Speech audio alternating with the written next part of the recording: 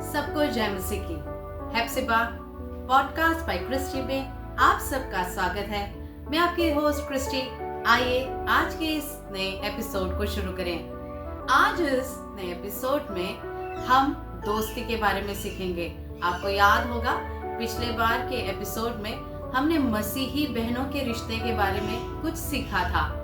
आज हम मसीही दोस्ती के बारे में या फिर ये दोस्ती हमारे जीवन में क्या प्रभाव डालती है और ये दोस्ती से हम किस प्रकार के दोस्त बनाना चाहिए, ये आज के एपिसोड में हम सीखेंगे।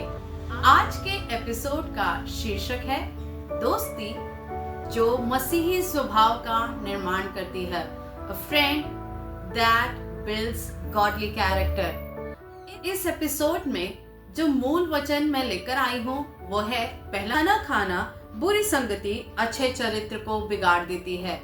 धोखा न खाना बुरी संगति अच्छे चरित्र को बिगाड़ देती है। जब हम समझते हैं तब हम ये भी समझते हैं कि अच्छी संगति हमारे चरित्र को, इस भाग में सबसे पहला चीज जो हमें ध्यान देना है वो ये है कि ऐसे दोस्त हम बनाएं जो परमेश्वर को आदर देते हो। हम जान रहे हैं कि दोस्त ही हमारे सोच, हमारे विचारों और हमारे कार्य करने के तरीकों को प्रभाव डालते हैं या फिर उसे निर्माण करते हैं या फिर उसे बदलते हैं। तो अगर ऐसे दोस्तों के साथ हम घिरे हैं जो कि आसानी से प्रलोभन और पाप का शिकार होते हैं या फिर परमेश्वर का भय उनके जीवन में नहीं है, तो हमारे जीवन में भी ऐसे बात आ जाएंगे जब हम परमेश्वर को निरादर करने लगेंगे या फिर परमेश्वर से दूर हो जाएंगे। परमेश्वर से दूर होने वाली बातें हमारे जीवन में आ जाएगी। इसीलिए दोस्त बनाते समय सबसे महत्वपूर्ण बात हमें जो ध्यान देना है वो ये कि क्या मेरा दोस्त परमेश्वर को आदर देने वाला या परमेश्वर के भय में चलने वाला है या नहीं। दूसरा भाग हम जो देख सकते हैं वो ये है कि एक दोस्त हमें आत्मिक रूप से बेहतर करते हैं। एक वचन मैं आपको पढ़कर सुनाना चाहती हूँ। यह लिखा है नीति वचन 27 के 17वां वचन, जैसे लोहा लोहे को चमका देता है वैसे ही मनुष्य का मुख अपने मित्र की संगति से चमकदार हो जाता है। जैसे लोहा लोहे को चमका देता है, इसका अर्थ क्या है? क्या आपने कभी ध्यान दिया है कि एक लोहा को मजबूत करने के लिए या फिर उसको आकार देने के लिए एक लोहे का ही इस्तेमाल किया जाता है। वैसे ही परमेश्वर कई बार लोगों के द्वारा हमारे जीवन को प्रभावित करते हैं या फिर उसे बेहतर बनाते हैं। लेकिन अगर हम ऐसे दोस्तों से घिरे हैं ही नहीं जो कि हमें बेहतर बना सकते हैं, तो उनके प्रयास हमें दिन प्रतिदिन बुराई की ओर लेकर जाएंगे। ये हम इस वचन से समझ सकते हैं। एक दोस्त जो आपके साथ प्रार्थना करता है, एक दोस्त जो आपसे सच्चाई में और प्यार से बात कर सकता है, और एक दोस्त जो आपको विश्वास की राह पर चलने के लिए मजबूत करता है। कितनी बड़ी आशीष है ये। तीसरा महत्वपूर्ण बात जो हमें ध्यान में देना है वो ये कि दोस्ती में प्यार और सच्चाई होना जरूरी है। एक वचन मैं पढ़ना चाहती हूँ, नीति वचन 27 उसका 6। उसमें लिखा है, नीति वचन 27 उसका 6, उसमें लिखा है, जो घाव मित्र के हाथ से लगे वो विश्वास योग्य है, परंतु बैरी अधिक चुंबन करता है। इस वचन का अर्थ क्या है? एक मसीही दोस्त कभी भी सच कहने से डरता नहीं है या लजाता नहीं है। मसीही दोस्त हमसे सच्चाई से बात करते हैं और वो हमें मदद करते हैं हमारी कमियों को या हमारी गलतियों को उजागर करके हमें नित्य बेहतर करने के लिए वो मददगार होते हैं। चौथा, मसीही दोस्त हैं जो हमें विश्वास में आगे की ओर प्रोत्साहित करते हैं।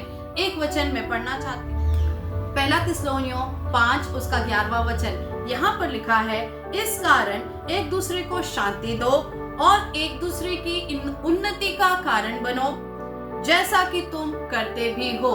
इस वचन का अर्थ है हम एक दूसरे के साथ जब रहते हैं, हम एक दूसरे के दोस्त जब बनते हैं, हमारा कर्तव्य है एक दूसरे की उन्नति करें, सबसे अधिक विश्वास में एक दूसरे को मजबूत करें। मसीही दोस्ती का कार्य ही है कि हमें ऊपर उठाना या फिर प्रार्थना में हमें मजबूत करना।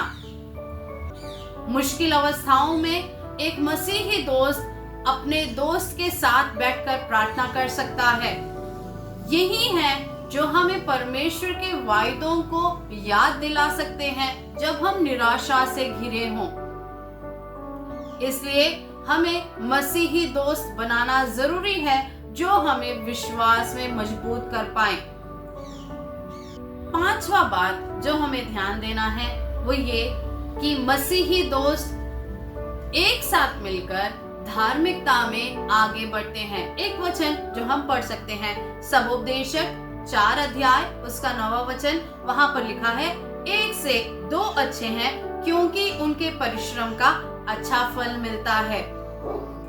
एक मसीही दोस्त हमारे मसीही विश्वासी जीवन में हमें मजबूत करने के लिए होते हैं। इस कारण से हमें ऐसे दोस्तों से अपने आप को घिरे रखना है जो परमेश्वर के बुलाहट को और परमेश्वर की योजनाओं को हमारे जीवन में नित्य याद दिलाते रहें। हो सकता है कई बार हम दुख में या निराशा में उन वायदों को जो परमेश्वर ने हमसे किया है या फिर अपने विश्वास में हम कमजोर हो जाएं, लेकिन हमारे मसीही दोस्त उस समय हमें उत्थान कराने या फिर हमें प्रोत्साहित करने या फिर हमारे कमजोरी में हमारे साथ मिलकर प्रार्थना करने के लिए कार्य करते हैं। बातों से हम क्या सीख सकते हैं? मसीही दोस्त परमेश्वर के द्वारा एक आशीष होते हैं। हमारे जीवन में मसीही दोस्तों का बहुत ही बड़ा भाग होता है और हमें अपने आप को अच्छे मसीही दोस्तों से जो हमें सच्चाई में, प्रेम के साथ, परमेश्वर के विश्वास में और दिन प्रतिदिन इकट्ठे परमेश्वर के राह में बढ़ने के लिए प्रेरित करते हैं। आगे आप सवाल पूछ सकते हैं कि मेरे तो अच्छे दोस्त थे, हम कैसे आज के जमाने में उन मसीही दोस्तों को या उन दोस्तों को जो हमारे लिए बेहतर होते हैं कैसे हम बना कर रखें? कुछ व्यवहारिक ज्ञान जो मैं आपको इस एपिसोड के द्वारा देना चाहती हूँ वो ये है, आज के इस तेज तरार दौड़ वाले जिंदगी में जहाँ पर हम जो दिखते हैं वो होते नहीं हैं, जब सोशल मीडिया का जमाना है, जब हम कई बार एक दूसरे से काम के कारण या फिर पढ़ाई के कारण या फिर अलग अलग बातों के कारण दूर हो जाते हैं और हमारे कॉन्वर्सेशंस, हमारे वार्तालाप बहुत कम हो गए हैं। कई बार हमारे वार्तालाप या कम्युनिकेशंस सिर्फ और सिर्फ इमोजी से हो गए हैं। उस जमाने में किन बातों से हम अच्छे दोस्तों को रिटेन कर सकते हैं या उनको बना कर रख सकते हैं जब हम उनके लिए और वो हमारे लिए फायदे के कारण हो? कुछ बातों को जो हमें ध्यान देना है वो ये है, सर्वप्रथम हम जेन्यून रहें या फिर हम जो हैं वो ही रहें, हम फेक ना बने। इस दुनिया में अधिकतर लोग जब मुखौटा पहनकर रख रहे हैं, हम दोस्तों के साथ भी अगर मुखौटा पहनकर रख रहे हैं तो वो दोस्ती का कोई भी मतलब नहीं है। हमेशा उन अच्छे दोस्तों के साथ, उन मसीही दोस्तों के साथ रियल रहने की कोशिश करें। दूसरा जो हमें ध्यान देने वाली बात है वो हमको एक दूसरे के कांटेक्ट में रहना जरूरी है। Stay in touch. आज के जमाने में बहुत आसान है जब हम पुराने रिश्तों को भूलते जाते हैं नए रिश्तों को बनाने या नए दोस्तों को बनाने की होड़ में। लेकिन याद करें, क्या आपके जीवन में कोई एक ऐसा व्यक्ति है जो आपके कमजोरी अवस्था में आपके साथ रहा है या फिर जिसके कारण आप मसीही जीवन में अच्छे हो पाए हैं, बेहतर हो पाए हैं? उनको रिटेन करना याद करें, आप उनको अपने जीवन में आगे तक लेकर जाएं। वो आपके लिए बहुत बहुमूल्य है, उनको पीछे ना छोड़ें। तीसरा, एक दूसरे को सहायता करें, एक दूसरे की मदद करें, एक दूसरे के लिए सपोर्ट करें। शायद से एक जन आपके लिए सपोर्ट बना होगा, आपको सहारा दिया होगा। उनके कमजोर अवस्थाओं में भी उनको सहारा देना ना भूलें। इस तरह से हम अपने दोस्तों को बनाकर रख सकते हैं। चौथा, बी अ गुड लिसनर। आप एक अच्छे सुनने वाले बने। कई बार हम सिर्फ अपनी बातों को सुनाने वाले बन जाते हैं। हमेशा जिस समय हम किसी से बात कर रहे हैं, सिर्फ अपनी बातों को सुनाए ही ना, बल्कि उनसे सुने भी। Be a good listener. पांचवा, अपने अपने सीमाओं का आदर करें। जब हम चाहते हैं कि कोई व्यक्ति या कोई दोस्त उस सीमा से जो हमने उनके लिए तय किया है, उस सीमा से अधिक आगे न बढ़े, उसी समय आप भी किसी और के बनाए हुए सीमा को आप इग्नोर ना करें। यह बात कई बार अच्छे दोस्ती को भी तोड़ देता है। Respect boundaries. छठवां बात, एक दूसरे को समय दे। समय आज सबसे बहुमूल्य धन बन चुका है।